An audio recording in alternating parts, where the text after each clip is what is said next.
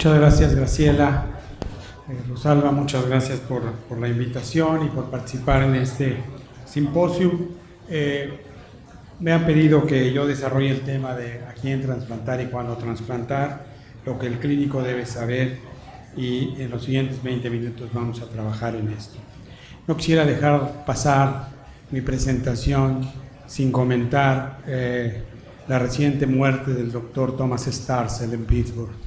Thomas Starzl fue el primer médico que trasplantó un hígado en 1963 y se hizo efectivo en 1967 en la Universidad de Pittsburgh. El doctor Starzl fue un gigante y falleció en marzo de este año a los 90 años de edad. Fue un agente muy importante para el trasplante y sin duda dejó un legado del que ahora la gente que nos gusta el trasplante hepático estamos muy satisfechos.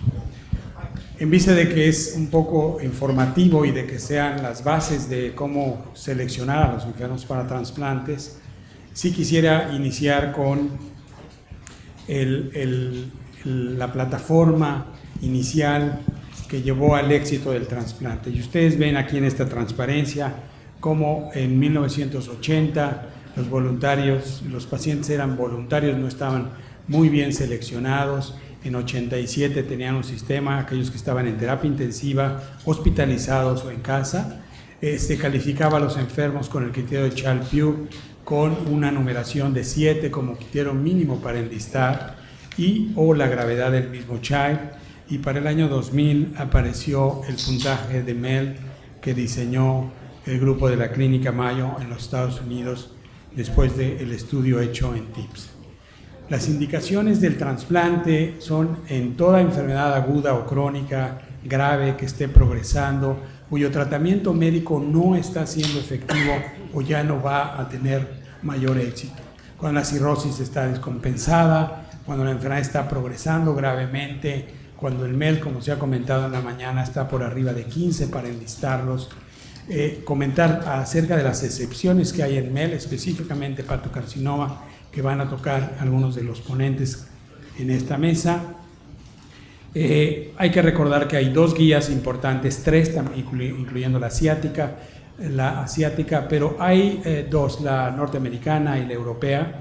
La norteamericana, de donde me baso para estos datos, tiene 56 recomendaciones y además tiene un grado de evidencia y de fortaleza para poder medir. ¿A quién debemos trasplantar? Bueno, a todos aquellos enfermos que tienen insuficiencia hepática aguda o grave y sus complicaciones, que hayan desarrollado periodos de ascitis recurrente, encefalopatía igualmente, cáncer hepatocelular o colangiocarcinoma, disfunción hepática severa, la presencia de varices esofágicas hemorrágicas con cierta dificultad para su tratamiento. Aquellas enfermedades metabólicas que están puestas en la transparencia, que en nuestro medio son raras, pero que en otros países se pueden ver, o las complicaciones sistémicas o pulmonares, como son el síndrome hepatopulmonar y la hipertensión portopulmonar, que requieren una vigilancia estrecha. En la evaluación del candidato se deben seguir todas las normas que ustedes ven. Todos los enfermos deben ser evaluados por los hepatólogos, deben tener una excelente evaluación nutricional para evaluar el grado de sarcopenia que tienen, evaluarlo por los cirujanos para saber todas las anomalías que pueden tener desde el punto de vista anatómico, ahora con las técnicas de imagen que son mucho más sencillas, tener laboratorios específicos, imágenes del hígado que nos permitan saber algunas otras comorbilidades, una evaluación cardiovascular muy importante para saber qué enfermo está en riesgo de desarrollar enfermedad coronaria o alguna otra cardiomiopatía, evaluación dental por infecciones, evaluación psiquiátrica para saber si está dispuesto a llevar todo el protocolo, un panel completo de infectológico que la mayoría de ustedes saben, que pasen por trabajo social. Es vital que la gente conozca cuál es el estatus familiar de estas personas y cuál es su financiamiento, si es que no tienen, como en nuestro país, seguridad social. Las comorbilidades que mencionaba hace un momento deben ser muy bien evaluadas.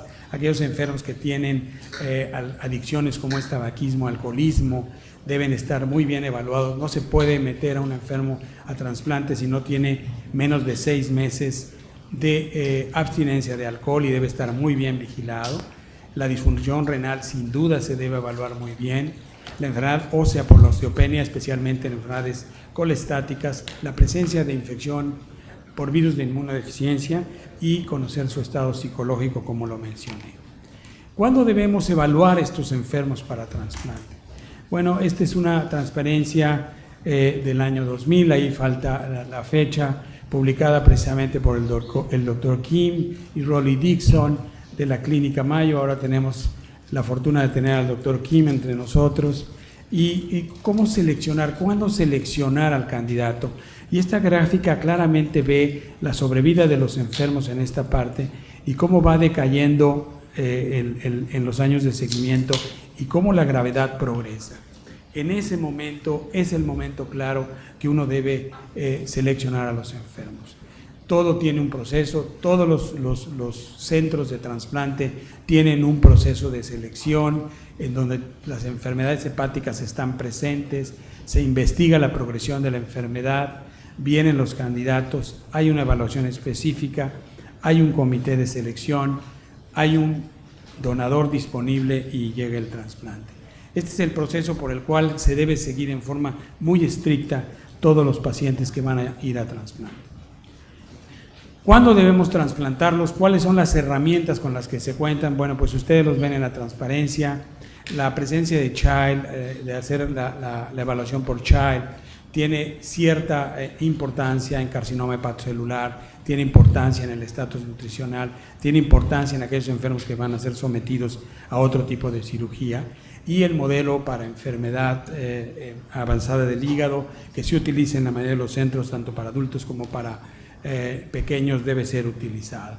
Otros modelos pronósticos específicos y algunos hospitales que utilizan la evaluación para hepatitis fulminante. Esta es la clasificación de Child-Pugh, de Child-Turcotte-Pugh, que ustedes conocen muy bien, pero ustedes ven cómo es muy subjetiva. Aquellos enfermos que tienen 3 miligramos de bilirrubina califican exactamente igual para aquellos enfermos que tienen 30 miligramos de bilirrubina. Tal suerte que esto da una gran disparidad en este sentido. Y antes del 2 de febrero del año 2002, pues había ciertos problemas para poder enlistar a estos enfermos. Se tomaban en cuenta un Child un tanto arbitrario de 7, si el enfermo estaba sangrando, si tenía peritonitis bacteriana repetitiva y que podía ser también independiente del Child. Los limitantes, había un número las categorías eran muy limitadas, no había una buena capacidad de discriminación, los parámetros, como lo mencioné, eran subjetivos, solo tenía 2 parámetros de laboratorio, la albúmina y el tiempo de protrombina, nunca fue bien validado y no incluía la función renal. La función renal, como ustedes saben, junto con la coagulación, son los 2 parámetros de los 3 para MER. Y ustedes ven en esta transparencia el pronóstico de los enfermos que tienen creatinina normal ya con cirrosis hepática y cómo con pequeñas décimas de la creatinina elevada tienen la posibilidad de hacer daño renal y además morir. El razonamiento en este cambio en el MEL es que, bueno, no reflejaba específicamente la necesidad de trasplante. Así es de que esto fue lo que ocurrió. Entonces se diseñó en la Universidad de Minnesota este modelo en pacientes que eran sometidos a TIPS y ellos hicieron un modelo en pacientes históricos, pacientes colestáticos, especialmente con colangitis biliar primaria, pacientes hospitalizados y los mismos que eran sometidos a TIPS, específicamente con estos 3 parámetros que por un análisis de regresión se logró establecer perfectamente bien. Y esta transparencia explica claramente qué ocurre con el puntaje MER. Entonces, no debemos trasplantar enfermos muy buenos ni enfermos moribundos, ni muy pequeñines ni muy viejitos. Y ustedes ven como aquellos enfermos que tienen 9 puntos de MER, en este grupo de 124 pacientes se mueren 3 enfermos, entre 10 y 19 en este otro grupo mayor se mueren 8. ¿Por qué 15? Porque a partir del 15 al 19, cuando ustedes ven que llega a 20 el puntaje, casi un cuarto de los enfermos ha muerto. Tal suerte que ese es el momento idóneo para poder seleccionar los enfermos para trasplante. Se ha hecho un puntaje en los Estados Unidos de 35, que ellos llaman Share 35, en donde de alguna manera permiten que los enfermos puedan ser trasplantados. El problema con este grupo de pacientes es que en realidad no tiene un impacto, según una reciente publicación, en la mortalidad de los pacientes. Reduce la lista de espera, reduce la mortalidad, reduce los tiempos de espera en días. Tiene muchas ventajas el utilizar el modelo. En relación a las excepciones, también ha habido cambios. Muchos enfermos, especialmente carcinoma hepatocelular, que van a hablar de este tema, otro de los ponentes, es probablemente la enfermedad que da un puntaje, que tiene que aumentar su puntaje para que los enfermos suban. Y algunas otras enfermedades no necesariamente deben ser sometidas a las excepciones, porque pueden estar en la lista. Esta es la etapificación de Barcelona. Como ustedes ven, para cáncer hepático, voy a hablar rápidamente sin puntualizar, porque van a hablar sobre este tema, pero vean cómo se utiliza Child-Pugh y cómo cada uno de los tratamientos está muy claro en la actualidad. El otro punto y otra enfermedad específica fue hepatitis C. Hepatitis C se sigue trasplantando tanto en México como en todo el mundo pacientes con hepatitis C. Ocurre que estos enfermos con tratamiento tienen una evolución mucho más satisfactoria. Los pacientes pueden bajar de la lista de trasplante porque son pacientes que mejoran y que hay que ponerlos en observación. Es una observación de Marina Berenguer en Europa. Y sin duda alguna mejoran el MEL y el Child después de que son tratados para esto. Otras enfermedades complejas y raras son los pacientes con síndrome hepatopulmonar que tienen hipoxemia progresiva y que después del trasplante hepático, muy bien seleccionados en centros de trasplante que ven este tipo de enfermos, los pacientes les va perfectamente bien. Este es lo del hepatopulmonar, los puntos de excepción que se deben tomar en cuenta para estos pacientes. Y el otro punto importante que uno debe evaluar en las excepciones son aquellos enfermos que tienen falla hepática aguda fulminante. Estos enfermos requieren una atención rápida antes de que puedan morir y deben ser trasplantados. Hemorragia de tubo digestivo alto, el doctor Duarte hablará de calidad de vida en estos enfermos, pero pues yo creo que ustedes ven a todas las personas que están acá y no pueden saber quién realmente fue trasplantado, pero este enfermo cumple 10 años, lo trasplantaron en nutrición, Mario Vilatobá, el doctor Mercado, y el paciente tiene casi 10 años y está bastante bien. Esta otra enferma con un hidrotórax, un caso excelente, que había recibido solo 7 días de tratamiento con antivirales para hepatitis C, entró negativa al trasplante y hasta la fecha, no sé cuántos meses, Chela nos puede decir cuántos meses, pero la enferma ha mejorado notablemente y fue de esos casos anecdóticos de que con 7 días de antivirales esta paciente está muy bien, sin carga viral después del trasplante. Los niños es un punto especial, no los voy a tocar, solo voy a hacer un comentario de algo que fortuitamente vi ahora que viajaba yo en el avión y que me pareció interesante. Estos son los datos del instituto. Me dice Mario que han trasplantado 24 enfermos. El programa del instituto va viento en popa, con muy poca morbimortalidad y con excelentes resultados. Voy a utilizar, esto es lo que ocurre en Europa, es una cosa más o menos similar y sin duda alguna hay un grupo de pacientes que no deben trasplantarse. Aquellos enfermos que evidentemente tengan un MEL muy bajo, aquellos enfermos que tengan una enfermedad pulmonar muy grave, virus de inmunodeficiencia activo igual que alcoholismo, metástasis, en fin, hay varias contraindicaciones para trasplantar estos enfermos. Otro de los temas que también se va a tratar acá es hígado graso. Hígado graso es una de las enfermedades que ha tenido una emergencia muy importante, especialmente en nuestro país, por la obesidad y debe ser trasplantado. El trasplante en hígado graso es muy bueno, Vamos a oír charlas aquí muy buenas sobre este punto. Lo voy a pasar rápidamente. Esto ya lo vimos. Esto es lo del trasplante en los Estados Unidos, que lo pongo como punto de referencia para hacer un toque de lo que nos pasa en el país. Y ustedes ven las sobrevidas, son excelentes en este. Y estos son los resultados del Centro Nacional de Trasplante en nuestro país. Ustedes ven desde 1991 hasta el año pasado la cantidad de trasplantes. Son muy pocos trasplantes.